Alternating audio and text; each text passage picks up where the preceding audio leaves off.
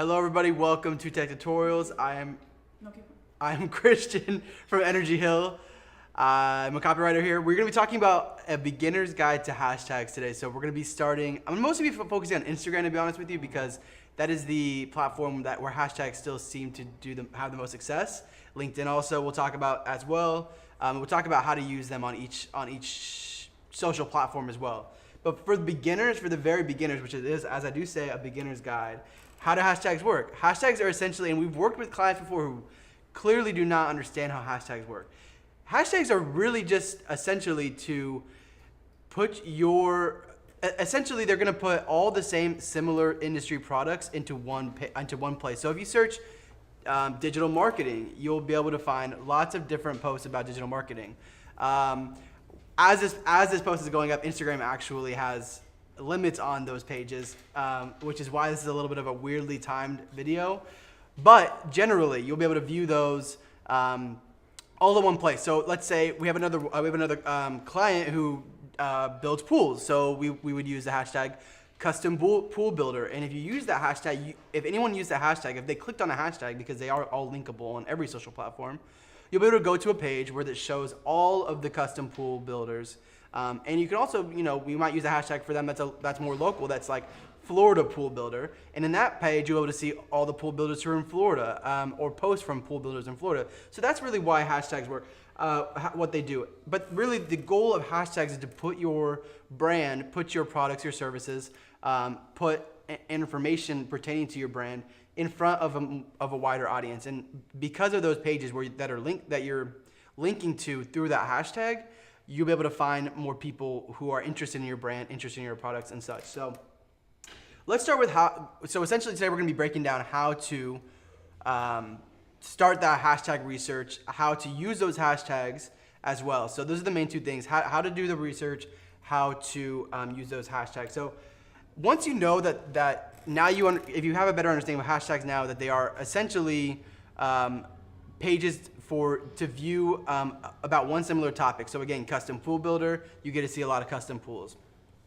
Okay, well now you're gonna think about your own, and you can go look at the keyword research video from a few weeks ago, where I talked about keyword research. And honestly, hashtags are a little bit similar to an extent. They're not as because you're going to be looking at the hashtags, the content that's posted on the hashtag, and then you're going to be looking at the volume for these hashtags. So essentially you're going to start, same way you start with keyword research, which is to just start with a list of relevant, industry relevant hashtags, which is also product relevant, service relevant hashtags. So literally if you're a cleaning business, you would literally hashtag commercial cleaning.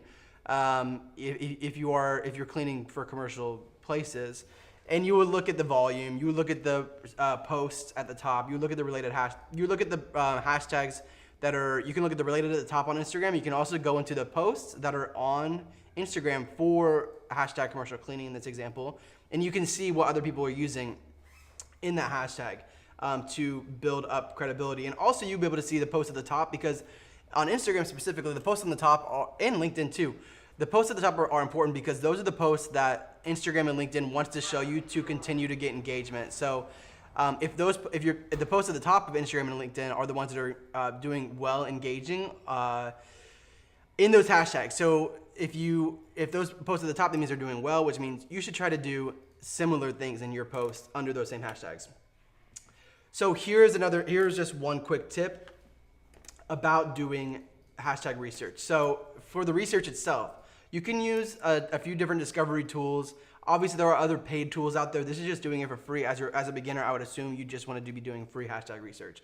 So LinkedIn, you actually can see the volume. So you can already see, I just searched on LinkedIn at the top bar, hashtag digital marketing.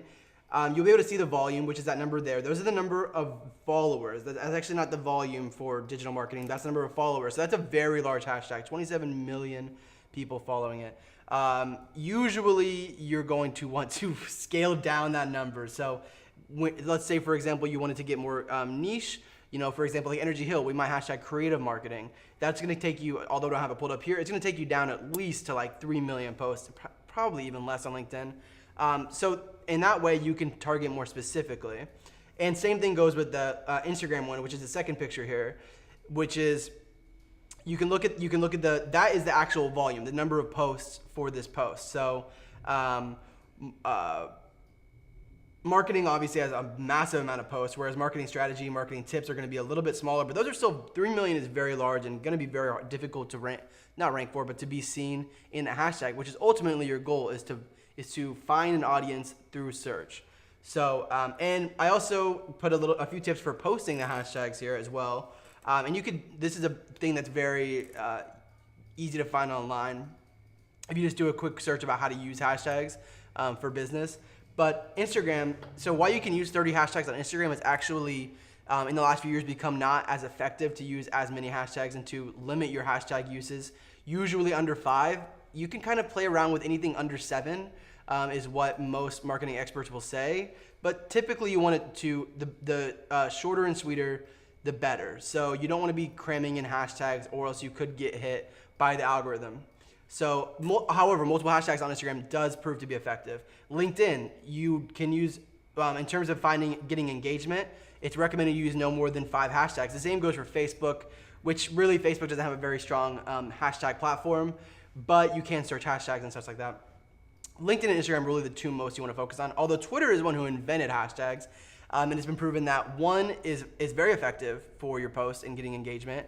Especially if it's a trending hashtag, which is why Twitter actually started it, to be a trend, to start these trends. Whereas more than one Twitter is found as ineffective. You might not want to use more than one on Twitter. So whereas other platforms, you can certainly use more than one. Okay, step number 2, into research, which actually goes already into the posting process. You should only be using hashtags that are relevant to your brand and post. So these should change on a post by post basis. So you should use, let's go to the example. Sorry. We have a client, US Bridge. This is one example of what we would use. For Instagram, we use hashtag 3D modeling because this video was a 3D model of a bridge. We use bridge construction and bridge design, civil engineering, because this is part of the engineering process going through this 3D modeling. So we use those 2 specific hashtags. Whereas you go to the next one, this is a much different post, so the hashtag changed significantly. This is a post for Construction Appreciation Week where we featured different steel bridges across America. So in this case, we use much different hashtags. Specifically, we use local hashtags because the bridge is in Michigan. So we use, obviously, the Mackinac Bridge hashtag. We use the Construction Appreciation Week hashtag. But we're not using hashtags like 3D modeling and civil engineering here. We do end up using bridge construction because that is the most popular hashtag, similar to US that's useful for US Bridge, but essentially the other ones are going to be more locally targeted and more targeted to that one thing, which is the campaign based on the certain bridge. Okay, another way to do keyword research: monitor your competitors and follow industry relevant hashtags. So you can follow hashtags on both Instagram and on LinkedIn. By looking at those posts, you can get more ideas about how to use hashtags. You also can go to the top. You can search those, like I said at the beginning, you can search those hashtags and then find hashtags from those posts. Both ways are effective in terms of them. If you follow them, they'll occasionally pop up on your timeline. You can look at them and see what's doing well. Because if they pop up on your timeline, that means that the post is doing well. So it might be content that you can use, hashtags that you can use. Lastly, you should monitor the hashtags that you're using and see and go back and forth and see which hashtags are achieving the best results. This is pretty easy to do. It's going to take some time. You're going to have to do a lot of posts. You're going to have to mess with a lot of hashtags. But eventually, you should be able to find out on which hashtag pages, whether that be LinkedIn or Instagram, you're doing the most. You're doing the best on. That's the 4 tips. I possibly will put this in a blog at energyhill.com later. If not, let us know if you want the deck.